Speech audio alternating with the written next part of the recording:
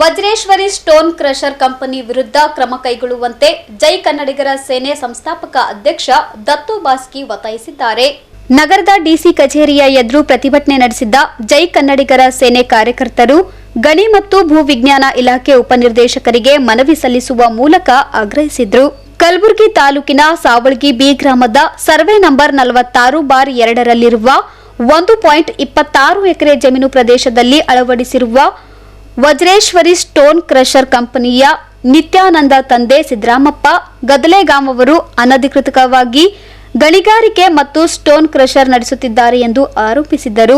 ಈ ಕುರಿತು ಗಣಿ ಮತ್ತು ಭೂವಿಜ್ಞಾನ ಇಲಾಖೆ ಉಪನಿರ್ದೇಶಕರು ಪರಿಶೀಲನೆಯಂತೆ ಕಲ್ಲು ಪುಡಿ ಘಟಕವು ಮಂಜೂರಾದ ಪ್ರದೇಶವನ್ನ ಹೊರತುಪಡಿಸಿ ಕಲ್ಲು ಗಣಿಗಾರಿಕೆಗೆ ನೀಡಿರುವ ಪ್ರದೇಶದಲ್ಲಿ ಘಟಕ ಸ್ಥಾಪನೆಯಾಗಿರುವುದು ಕಂಡುಬಂದಿರುತ್ತದೆ.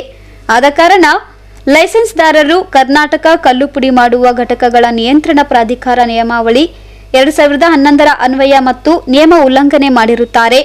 ಆದ್ದರಿಂದ ಲೈಸೆನ್ಸ್ದಾರರು ಕಲ್ಲು ಪುಡಿ ಘಟಕಕ್ಕೆ ಲೈಸೆನ್ಸ್ ನೀಡಿರುವ ಸೂಕ್ತ ಪ್ರದೇಶಗಳಲ್ಲಿ ಘಟಕ ಸ್ಥಾಪನೆ ಮಾಡುವವರೆಗೆ ಕ್ರಷರ್ ಘಟಕಕ್ಕೆ ನೀಡಿರುವ ವಿದ್ಯುತ್ ಸಂಪರ್ಕವನ್ನ ಕೂಡಲೇ ಕಡಿತಗೊಳಿಸುವಂತೆ ಒತ್ತಾಯಿಸಿದರು. ಒಂದು ವೇಳೆ ಅಕ್ರಮ ಗಣಿಗಾರಿಕೆ ವಿರುದ್ಧ ಕ್ರಮ ಜರುಗಿಸದಿದ್ದರೆ ಉಗ್ರ ಹೋರಾಟ ನಡೆಸಲಾಗುತ್ತದೆ ಎಂದು ದತ್ತು ಬಾಸಗಿ ಅವರು ಎಚ್ಚರಿಕೆ ನೀಡಿದ್ದಾರೆ. ಜೈ ಕನ್ನಡಿಗರ ಸೇನೆ ವತಿಯಿಂದ ಇಂದು ಉಪನಿರ್ದೇಶಕರು ಗಣಿ ಮತ್ತು ಭೂ ವಿಜ್ಞಾನ ಇಲಾಖೆಯವರಿಗೆ ಮನವಿಯನ್ನು ಸಲ್ಲಿಸಲಾಯಿತು. ವಿಷಯ ವಜ್ರೇಶ್ವರಿ ಸ್ಟೋನ್ ಕ್ರಷರ್ ಕಂಪನಿ ವಿರುದ್ಧ ಕ್ರಮ ಕೈಗೊಳ್ಳೋ ಇದರ ಕುರಿತಾಗಿ ನಾವು ಇವತ್ತು ಮಾನ್ಯ ಉಪನಿರ್ದೇಶಕರಿಗೆ ಮನವಿಯನ್ನು ಸಲ್ಲಿಸಿದ್ದೀವಿ. ಮಾನ್ಯರೇ, ಈ ಮೇಲ್ಕಾಣಿಸಿದ ವಿಷಯಕ್ಕೆ ಸಂಬಂಧಿಸಿದಂತೆ ಕಲಬುರಗಿ ತಾಲೂಕಿನ ಸಾವಳಗಿ ಬಿ ಗ್ರಾಮದ ಸರ್ವೆ ನಂಬರ್ 46/2ರಲ್ಲಿ ವಿಸ್ತೀರ್ಣ 1.26 ಎಕರೆ ಜಮೀನು ಪ್ರದೇಶದಲ್ಲಿ ಅಳವಡಿಸಿರುವ ಈ Vajreshwari stone crusher company Shri Nityananda ತಂದೆ ಸಿದ್ದರಾಮಪ್ಪ ಗದಲೆಗಾಂ ಅವರು ಈ ಅನಧಿಕೃತವಾಗಿ ಗಣಿಗಾರಿಕೆ ಮತ್ತು ಸ್ಟೋನ್ ಕ್ರಷರ್ ನಡೆಸುತ್ತಿರುವ ಕುರಿತು ಉಪನಿರ್ದೇಶಕರು ಗಣಿ ಮತ್ತು ಭೂ ವಿಜ್ಞಾನ ಇಲಾಖೆ ಕಲಬುರಗಿಯವರಿಗೆ ಆದೇಶದ ಮೇರೆಗೆ ತಾಲೂಕಾಧಿಕಾರಿಗಳು ಸಿ ವೀರೇಶ್ ಅವರು ದಿನಾಂಕ 31/7/2023ರಂದು ಗಣಿಗಾರಿಕೆ ಪ್ರದೇಶಕ್ಕೆ ಪರಿಶೀಲನೆ ನಡೆಸಿರುತ್ತಾರೆ.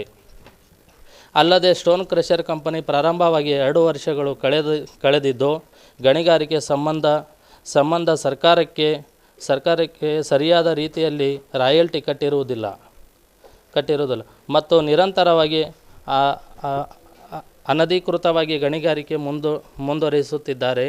ಆದ್ದರಿಂದ ಈ ಪ್ರಕರಣ ಕುರಿತು ತಾವುಗಳು ಕೂಡಲೇ ಕ್ರಮ ಕೈಗೊಳ್ಳಬೇಕೆಂದು, ಒಂದು ವೇಳೆ ನಿರ್ಲಕ್ಷ್ಯ ವಹಿಸಿದರೆ ತಮ್ಮ ಕಚೇರಿ ಎದುರುಗಡೆ ಜೈ ಕನ್ನಡಿಗರ ಸೈನ್ಯ ವತಿಯಿಂದ ಉಗ್ರವಾದ ಹೋರಾಟವನ್ನು ಮಾಡಲಾಗುವುದು. ಒಂದು ವೇಳೆ 8 ದಿವಸ ಒಳಗೆ ಮಾಡಿಲ್ಲ ಅಂತಂದರೆ ನಾವು ಉಗ್ರವಾದ ಹೋರಾಟ ಮಾಡಬೇಕಂತಂದು ಇಂದು ಜೈ ಕನ್ನಡಿಗರ ಸೇನೆ ವತಿಯಿಂದ ಮನವಿಯನ್ನು ಸಲ್ಲಿಸ್ತಾ ಇದ್ದೀವಿ. Bureau report in Gulbarga news.